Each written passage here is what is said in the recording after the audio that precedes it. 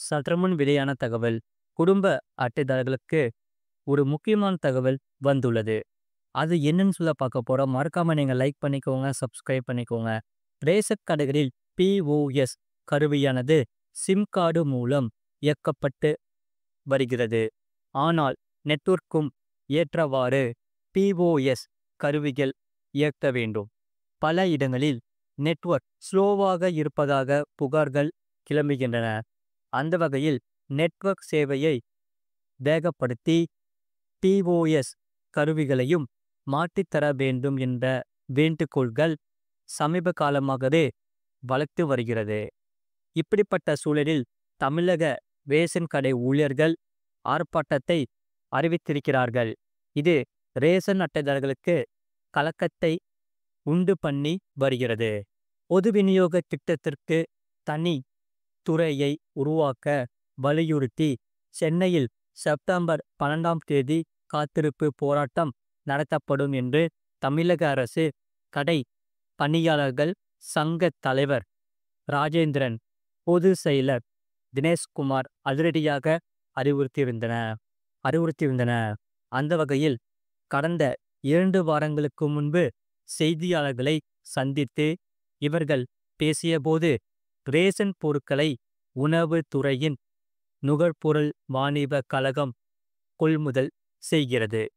Ration கடைகளை கூட்டுறவுத்துறை நடத்துகிறது. இந்த 2 துறைகளின் அதிகாரிகள் மட்டுமின்றி பல்வேறு துறை அதிகாரிகளும் ரேஷன் கடைகளில் ஆய்வுக்கு வந்து ஊழியர்களை மிரட்டுகிறார்கள். எனவே பொது விநியோக திட்டத்திற்கு தனி துறையை உருவாக்குமாறு தொடர்ந்து கோரிக்கை விடுத்து வருகிறோம். அந்த வகையில் இந்த கோரிக்கையை நிறைவேற்றுவதுடன் ரேஷன் ஊழியர்களுக்கு ஊதிய உயர்வு வழங்கப்பட வேண்டும். இதை வலியுறுத்தி ரேஷன் கடை ஊழியர்கள் செப்டம்பர் 12ஆம் தேதி சென்னை கீழ்ப்பாக்கத்தில் உள்ள கூட்டுறவு சங்கங்களின் பதிவாளர் அலுவலகத்தில் காத்திருப்பு போராட்டம் நடத்துவார்கள் என்று தெரிவித்திருந்தன.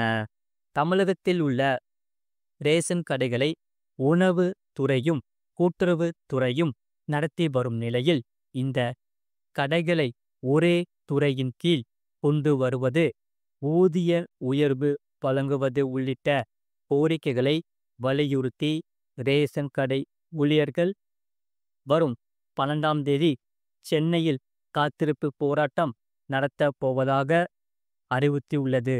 அறிவுறுத்தியுள்ளது பல தரப்பினரையும் அதிர வைத்துள்ளது. இதன் காரணமாகவே சென்னையில் கூட்டுறவு சங்கங்களின் கூட்டுறவு பதிவாளர் பேச்சுவார்த்தை நடத்தினார். எனினும் இதில் எந்தவிதமான உடன்பாடும் ஏற்படவில்லை. இந்த பேச்சுவார்த்தை தோல்விக்கு பிறகு ரேஷன் கடை பணியாளர் சங்க தலைவர், பொதுச் செயலாளர் செய்தியாளர்களை சந்தித்து பேசும்போது, வரும் 12ஆம் தேதி திட்டமிட்டபடி சென்னையில் காத்திருப்பு போராட்டம் நடத்தப்படும். ஊதிய உயர்வு வழங்கப்படும் வரை இடைக்கால நிவாரணமாக மாதம் 3000 ரூபாய் வழங்க வேண்டும் என்று தெரிவித்துள்ளன.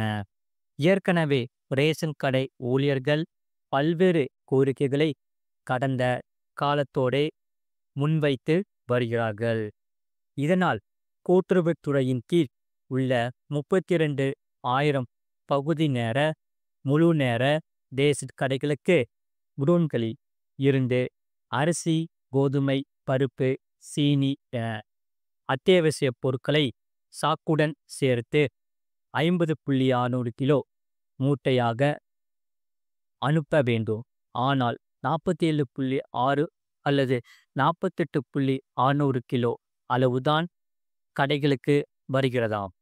லாரியில் மூட்டைகளுடன் ரேஷன் கடை பணியாளர்கள் வருவதால் எடை குறைவுக்கு அவர்களே காரணம் என திசை திருப்பி விடுகிறார்களாம்.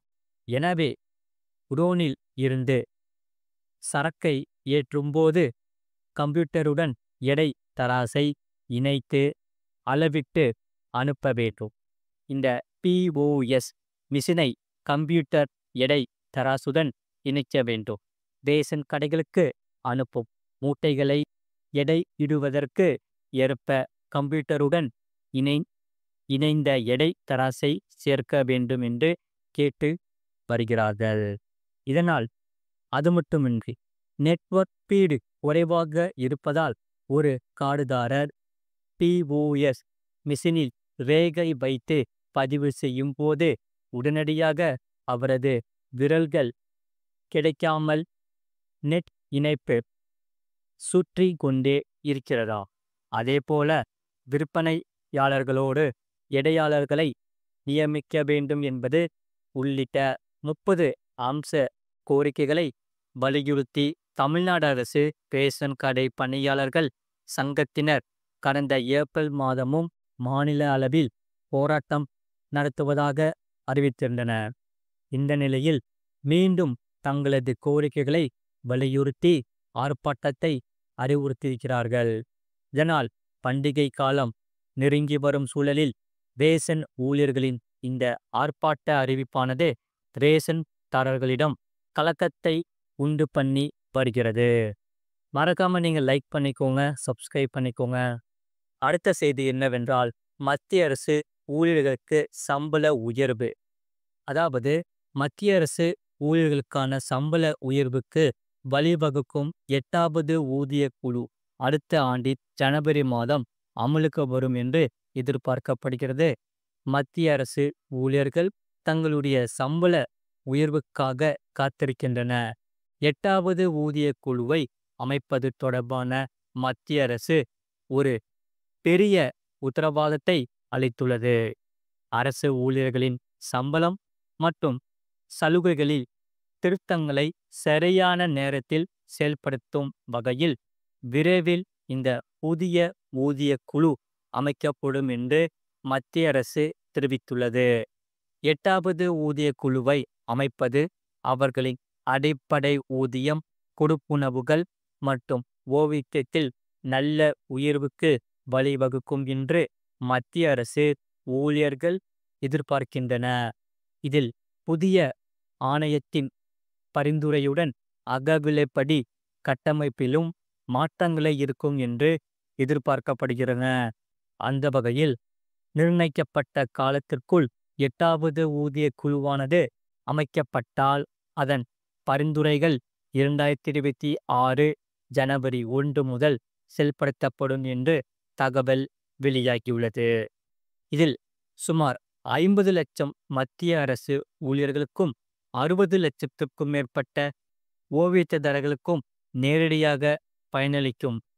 இதனால் இந்த பிரதமர் நரேந்திர மோடி தலைமையிலான மத்திய அரசு 8வது ஊதிய குழுவை உருவாக்குவதில் வேகமாக செயல்பட்டு வருகிறது. இதனால் புதிய ஊதிய குழுவை அமைப்பது தொடர்பான அதிகாரப்பூர்வ அறிவிப்பு விரைவில் வெளியாகும் என்று எதிர்பார்க்கப்படுகிறது. மறக்காம நீங்க லைக் பண்ணிக்கோங்க, சப்ஸ்கிரைப் பண்ணிக்கோங்க. உங்க ஃப்ரெண்ட்ஸ் அண்ட் ஃபேமிலிக்கு தெரியப்படுத்தவும் இந்த வீடியோவை ஷேர் பண்ணிக்கோங்க.